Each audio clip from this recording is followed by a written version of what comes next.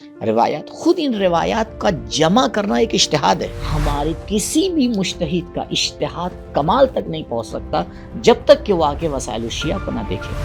تو کیونکہ ان لوگ کا زیادہ زور روایات پر ہوتا تھا، اس فرقے کا نام پڑا اخباری. کہ اس وقت شیعوں کے پاس بحار الانوار جیسی کتاب موجود ہے، شیعوں کے پاس وافی جیسی کتاب موجود ہے، شیعوں کے پاس وسائل الشیعہ جیسی کتاب موجود ہے.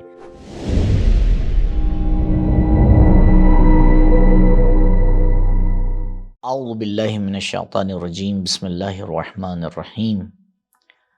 الحمد للہ رب العالمین وصلی اللہ علی محمد واہل بیتہ الاطیبین الاطہرین واللعنۃ الدائمۃ علی اعدائہم اجمعین. اللہم عجل لولیک الفرج.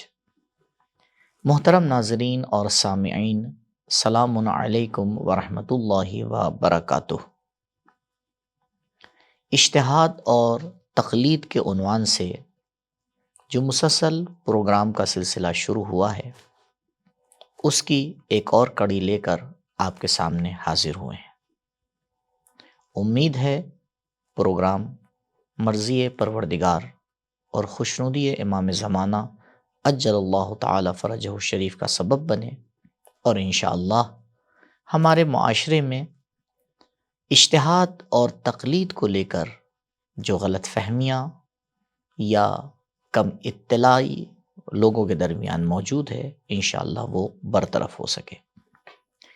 گزشتہ پروگرام میں آپ کی خدمت میں عرض کیا تھا کہ انسان تقلید کے ساتھ جیتا ہے، انسان مجتہدین سے رابطے میں رہتا ہے، وہ کسی بھی فیلڈ کا مجتہد ہو. ہر انسان ہر فیلڈ میں اجتہاد نہیں کر سکتا، لہٰذا ضروری ہے کہ ہم ہر فیلڈ کے ماہرین سے رجوع کریں. اسی طرح سے دین مبین اسلام جو واحد حق دین اور مذہب ہے، اور جس کو ہم مکتب تشیع کے نام سے یاد کرتے ہیں، اس نے بھی دین کے کچھ متخصص افراد کو، کچھ ماہر افراد کو روشناس کرایا ہے، جنہیں ہم مجتہد کہتے ہیں، اور ان کے راستے پر چلنے کو تقلید کہتے ہیں. آپ سے میں نے عرض کیا کہ اس اجتہاد اور تقلید کے مد مقابل ہمیشہ تاریخ میں کچھ روڑے آتے رہے. سب سے اہم ٹکراؤ اور سب سے اہم مسئلہ جو تاریخ میں ہمیں نظر آتا ہے، وہ اخباریت کا مسئلہ ہے. ہم نے آپ سے وعدہ کیا تھا کہ اخباریت کے حوالے سے کچھ گفتگو کریں گے، اور یہ بھی آپ کے سامنے پیش کیا تھا کہ پروردگار کے نیک بندے اور اللہ کے بندے وہ ہوتے ہیں جو بات کو استماع کرتے ہیں اور غور سے سنتے ہیں، اور اس میں جو سب سے صحیح بات ہوتی ہے اس کو چن کر اس پر عمل پیرا ہوتے ہیں.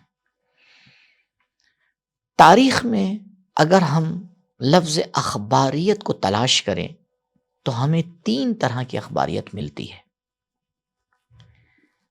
قدیم اخباریت، جدید اخباریت، اور نام نہاد اخباریت. اخباریت جو کہ ایک علمی پڑاؤ ہے اور ایک فکری جستجو ہے، اواخر کے زمانے میں اس کو سہارا لے کر دین کو بگاڑنے کی کوشش کی گئی ہے. اگر ہم اپنے علماء اور فقہا کی تاریخ کو دیکھیں کہ جو رسول اکرم صلی اللہ علیہ وآلہ وسلم کے زمانے سے شروع ہوئی ہے، اور انشاءاللہ ہم آئندہ میں آنے والے ایپیسوڈز میں اس کے اوپر انشاءاللہ گفتگو کریں گے.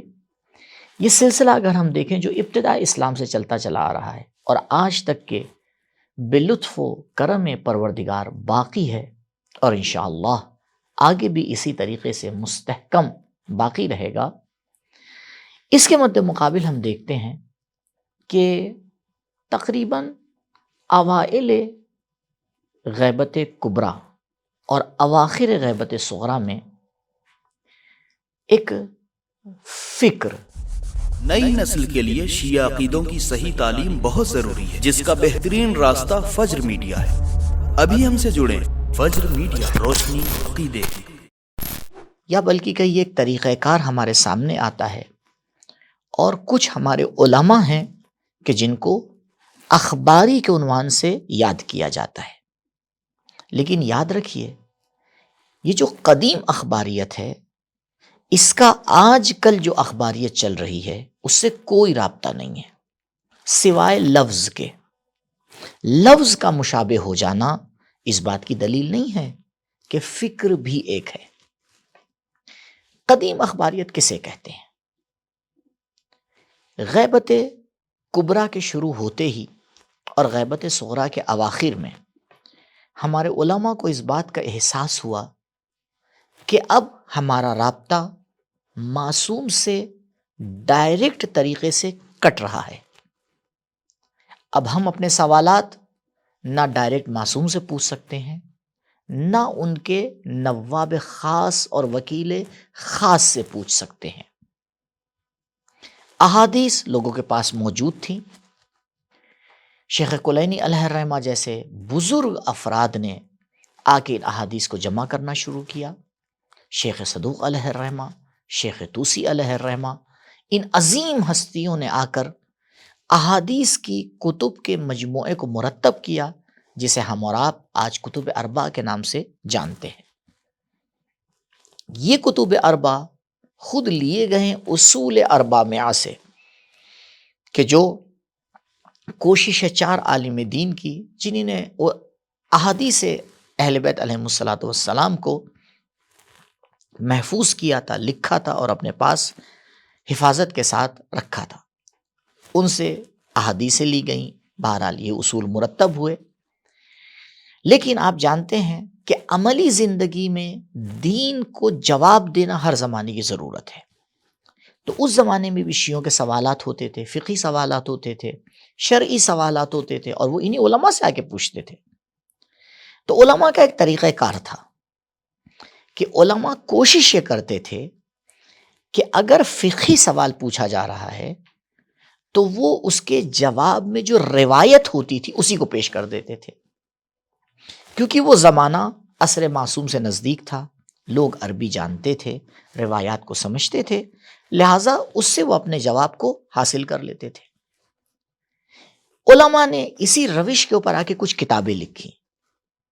شیخ صدوق نے کتاب لکھی، شیخ مفید نے کتاب لکھی، شیخ طوسی نے کتاب لکھی، ابن عقیل عمانی نے کتاب لکھی، سلار نے آ کے اس میں کتاب لکھی۔ ان لوگوں نے کچھ کتابوں کو مرتب کیا، جن کتابوں میں شرعی سوالات کا جواب روایات کے ذریعے سے دیا گیا تھا، خبر کے ذریعے سے دیا گیا تھا، حدیث کے ذریعے سے دیا گیا تھا۔ بطور مثال جناب عقیل عمانی کہ جو مرحوم ہوئے ہیں سن 329 میں، یعنی یہ وہی سال ہے جب زمان غیبت کبریٰ شروع ہو رہی ہے۔ آپ نے کتاب لکھی المتمسک بحبل آل الرسول علیہم الصلوۃ والسلام، اور اس میں فقہی روایات کو آ کے جمع کیا۔ یا جناب جنید بغدادی، جن کو اسکافی کے نام سے جانا جاتا ہے، اور سن 381 میں ان کی وفات ہے، انہیں نے کتاب لکھی الافہام لأصول الاحکام۔ افہام یعنی سمجھنا احکام کا، تو اس حوالے سے کتاب لکھی اسی روش پر اور اسی ترتیب کے اوپر۔ یا شیخ صدوق علیہ الرحمہ نے کتاب لکھی المقنع، مقنعہ نہیں، وہ دوسری کتاب ہے۔ یا شیخ مفید علیہ الرحمہ نے، جن کو مفید کا لقب امام زمانہ عجل اللہ تعالی فرجہ الشریف نے دیا ہے، اور جن کی وفات ہے سن 336 میں، انہی نے آ کے کتاب لکھی التذکرہ، اور اسی ٹائپ کی دوسری احادیث کی کتابیں۔ ان کتابوں میں ان علماء نے کوشش کی کہ روایات کو آ کے جمع کریں۔ روایات، خود ان روایات کا جمع کرنا ایک اجتہاد ہے، یعنی وہ فقیہ سمجھ رہا ہے کہ جیسے طہارت اور نجاسات کی روایات ہیں، ان کو کہاں رکھنا ہے، نماز کی روایات ہیں، ان کو کہاں رکھنا ہے، خمس کی روایات ہیں، اس کو کہاں پہ رکھنا ہے، طلاق، شادی، خرید و فروخت، ارث، اور ان تمام انہی نے آ کے مرتب کیا۔ تو کیونکہ ان لوگ کا زیادہ زور روایات پر ہوتا تھا، اس فرقے کا نام پڑا اخباری۔ تو ان سب کتابوں میں آ کے ان علماء نے روایات کو جمع کیا۔ البتہ یہ روایات کو جمع کرنا بھی خود ایک اجتہاد ہے۔ کیوں؟ کیونکہ یہ اپنے زمانے کے مجتہد تھے، اپنے زمانے کے فقیہ تھے، لوگ ان سے رجوع کرتے تھے اپنے شرعی مسائل کو سمجھنے کے لیے اور اس کا جواب تلاش کرنے کے لیے۔ تو انہی نے آ کے کتابوں کو لکھا، جیسے آج کل ہمارے زمانے میں توضیح المسائل ہوتی ہے، بس توضیح المسائل کا پیٹرن تھوڑا سا چینج کیا گیا ہے، عوام کو سمجھانے کے لیے اس کو لکھا گیا ہے۔ اس زمانے میں یہ جو توضیح المسائل ہوتی تھی، ایگزیکٹ روایات اس کے اندر لکھی جاتی تھی۔ حتیٰ ہمارے علماء بعض اوقات انہی کتابوں کے ذریعے سے سمجھ جاتے ہیں کہ ہاں یہ بات معصوم نے کہی ہے یا نہیں کہی ہے۔ تو اس فرقے کو علمی معاشرے میں اخباری کہا جاتا ہے۔ یہ اخباری ہیں، لیکن نہ اخباری بے آج کے معنی میں انشاءاللہ پہنچتے ہیں اس تک کے۔ تو یہ قدیم اخباری ہے۔ ان کا زمانہ تقریباً چوتھی صدی کے آخر تک، 5ویں صدی تک کے رہا، اور اس کے بعد شیخ طوسی، شیخ الطائفہ علیہ رحمہ کا زمانہ آیا۔ آپ نے کتاب النہایہ لکھی، پھر آپ نے کتاب المبسوط لکھی، اور کتاب المبسوط میں آ کے تفصیل سے آ کے فرعی احکام شرعیہ کو آ کے بیان کیا، استدلال کیا۔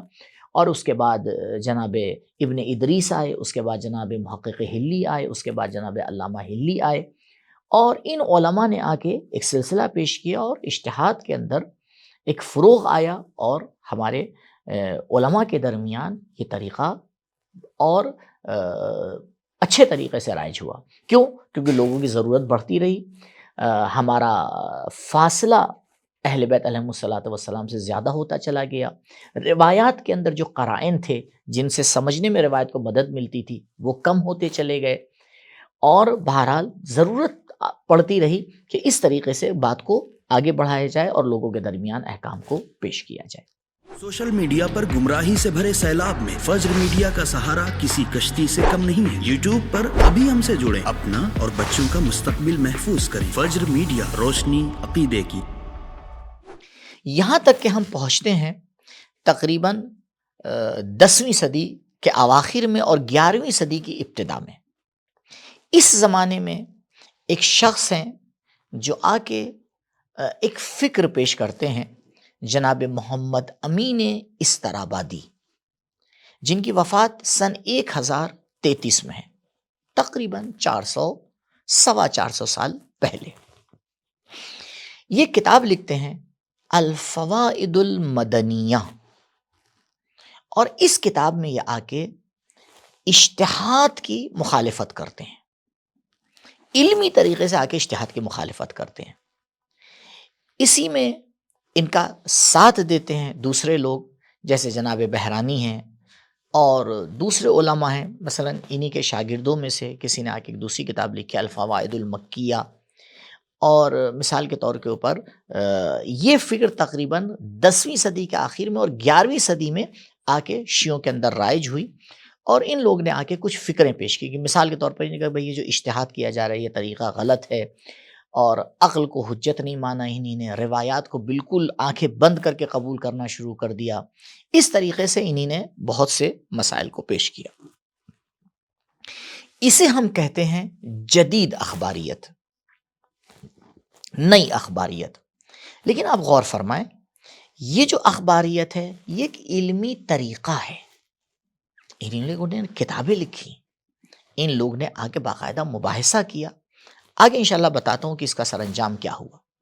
لیکن اس نہضت سے، یہ جو نہضت اخباری گری یہ جدید ہے، اس سے کم شیعوں کو 2 فائدے ہوئے، اور 2 اہم فائدے ہوئے۔ پہلا اہم فائدہ یہ ہوا کہ میں نے آپ کی خدمت میں عرض کیا کہ ہماری کتب اربع ایک دم ابتدا میں لکھی گئی ہیں، یعنی 1000 سال پہلے، تقریباً 1000 سال 1100 سال پہلے لکھی گئی ہیں۔ کتب اربع کے بعد کیونکہ ہمارے علماء کو لگا کہ روایات ایک ساتھ جمع ہو گئی ہیں، اکٹھا ہو گئی ہیں، تو روایات کے اکارڈنگ کتابوں کا لکھنا ذرا سا کم ہو گیا۔ یعنی آپ 5ویں صدی سے لے کر 10ویں صدی تک تقریباً 500 سال، 450 سال آپ کو کوئی مفصل حدیث کی کتاب معتبر نظر نہیں آئے گی۔ تو جو یہ فقہا اس ٹائپ کے اٹھے، یہ جو علماء اس ٹائپ کے اٹھے اخباری فکر کے، انہی نے آ کے جو ہے وہ بہرحال اس نہضت کو زندہ کیا کہ نہیں، ہمیں احادیث کے اوپر توجہ دینا چاہیے، احادیث کو جمع کرنا چاہیے، احادیث کو لکھنا چاہیے. تو ہمیں 3 عالم دین نظر آتے ہیں جنہوں نے آ کے مفصل 3 جو ہے وہ روایات کی کتابیں لکھی. ایک جناب محمد فیض کاشانی، آپ نے کتاب الوافی لکھی، تقریباً 27-28 جلد کے اوپر مشتمل، اور اس کتاب کے اندر انہیں کتب اربع کی تمام روایات کو آ کے جمع کیا، جو مکرر روایات تھیں ان کو ہٹا دیا، اور روایات میں جو مشکل الفاظ تھے ان کی وضاحت کی. تو یہ ایک حدیث کی بہت ہی اہم کتاب ہمارے سامنے آتی ہے سن 11ویں ہجری میں. اس کے بعد آتے ہیں جناب علامہ محمد باقر مجلسی علیہ الرحمہ، عظیم عالم دین تشیع کے، جنہی نے ایک دائرۃ المعارف اور ایک لائبریری آ کے کھڑی کر دی. بہار الانوار جیسی کتاب لکھی، اور یقین مانیے بہار الانوار جیسی کتاب نہ صرف شیعہ، نہ صرف اہل سنت، آپ کو دنیا کے کسی فرقے میں نظر نہیں آئے گی، جس میں 85,000 روایات موجود ہیں. 110 جلد کے اوپر مشتمل یہ کتاب ہے. البتہ اصلی بہار الانوار جو علامہ مجلسی نے لکھی ہے وہ 24 جلدوں کے اوپر مشتمل ہے، لیکن ابھی نیا ایڈیشن جو اس کا آیا ہے وہ 110 جلدوں میں موجود ہے. تقریباً 85,000 کے آس پاس اس کے اندر روایات موجود ہیں. جناب محمد باقر مجلسی نے اس کتاب کو لکھا. اسی زمانے میں ایک عالم دین اور آئے، جناب شیخ محمد حر عاملی، انہی نے آ کے کتاب وسائل الشیعہ کو لکھا. کتاب وسائل الشیعہ 20 جلد کے اوپر مشتمل ہے، اور اس میں فقہی روایات کو آ کے جمع کیا. تو آپ دیکھیں اس جدید اخباری گری کا فائدہ ہوا، اس نہضت کا فائدہ ہوا. ہمارے علماء نے آ کے دوبارہ حدیث کی کتابوں کو لکھنا شروع کیا، حدیث کی کتابیں زندہ ہوئیں، اور احادیث جو صرف کتب اربع ہمارے پاس موجود تھیں، نئی اور بھی ہمارے پاس کتابیں سامنے آئیں. جو 4 کتب اربع ہیں شروع والی، ان کو بھی 3 لوگوں نے لکھا ہے، جناب محمد ابن یعقوب کلینی، جناب شیخ طوسی جن کا نام محمد ہے، اور جناب شیخ صدوق جن کا نام محمد ہے، محمد ابن علی صدوق. ان تینوں کو کہا جاتا ہے محمدون الاوائل، اور ان 3 کو کہا جاتا ہے محمدون الاواخر. تو اس طرح سے ہمارے پاس ایک مجموعہ تیار ہو گیا روایات کا. یہ بہت بڑا فائدہ ہوا شیعوں کو کہ اس وقت شیعوں کے پاس بہار الانوار جیسی کتاب موجود ہے، شیعوں کے پاس وافی جیسی کتاب موجود ہے، شیعوں کے پاس وسائل الشیعہ جیسی کتاب موجود ہے. ہمارے کسی بھی مجتہد کا اجتہاد کمال تک نہیں پہنچ سکتا جب تک کہ وہ آ کے وسائل الشیعہ کو نہ دیکھے. تو ہمارے علماء میں آپس میں کوئی اختلاف نہیں ہے، اختلاف بنا کے پیش کیا جاتا ہے. یعنی جو جدید اخباری فکر کے علماء تھے، انہی نے بھی مدد کی کس کی؟ مجتہدین کی، کیونکہ مجتہد بھی آ کے روایات کو ہی دیکھ کے فتویٰ دیتا ہے. انہی نے ان کے لیے مواد کو فراہم کیا، ان کے لیے روایات کو فراہم کیا. آپ دیکھیں مثال کے طور پر باب وضو کی جو روایات ہیں، وضو کے چیپٹر کی جو روایات ہیں وہ بکھری ہوئی تھی، کچھ اس کتاب میں، کچھ اس کتاب میں، کچھ اس کتاب میں، کچھ اس کتاب میں. شیخ عاملی علیہ الرحمہ نے ان تمام روایات کو لا کے ایک جگہ پہ جمع کر دیا. اب اگر فقیہ کو آ کے وضو کے حوالے سے کوئی فتویٰ دینا ہے، ساری روایت اس کے سامنے موجود ہے، بڑی آسانی سے وہ آ کے 10 دن کے کام کو چند گھنٹوں میں انجام دے دے گا. یہ پہلا فائدہ ہوا جدید اخباریت کا کہ ہمارے شیعوں کے درمیان پھر سے روایات کے حوالے سے کتابیں لکھی گئیں. اس کے بعد دوسرا فائدہ یہ ہوا کہ اصولی فکر کمزور پڑ گئی تھی. تو جب حملہ ہوتا ہے، جب مخالفت ہوتی ہے، تو انسان اپنے آپ کو تیار کرتا ہے. اور فارسی میں ضرب المثل ہے کہ عدو شود سبب خیر گر خدا خواہد. دشمن جب اپنے ہتھ کنڈے اپناتا ہے تو سامنے والا بھی اپنے آپ کو تیار کرتا ہے اور مستحکم ہو جاتا ہے. اور ایسا ہی ہوا. کیا ہوا؟ اب اسی زمانے میں آپ دیکھیں گے کہ ہمارے متبحر اصولی علماء آ کے ہمارے سامنے آتے، متبحر اصولی علماء ہمارے سامنے آتے ہیں، جیسے شیخ بہائی علیہ الرحمہ، فاضل تونی، صاحب معالم، محقق ہلی، علامہ ہلی، شہید اول، شہید ثانی. یہ ایک سلسلہ ہے جو چلتا چلا آتا ہے وحید بے بہانی تک. جناب وحید بہبہانی 12ویں صدی کے علماء میں سے ہیں۔ جناب وحید بہبہانی اواخر 12ویں صدی اور 13ویں صدی کی شروعات میں ان کا انتقال ہوا ہے، تو تقریباً یہ 12ویں صدی کے علماء میں سے مانے جاتے ہیں۔ محقق بہبہانی نے آ کر، یعنی پرانے علماء نے بھی اس فکر کی مخالفت کی تھی، لیکن اہم مخالفت جو اس فکر کی وہ جناب وحید بہبہانی، جن کو استاد کل کہا جاتا ہے اور بہت بزرگ شخصیت تھے یہ، انہی نے آ کے جناب یوسف بحرانی کے ساتھ مناظرہ کیا۔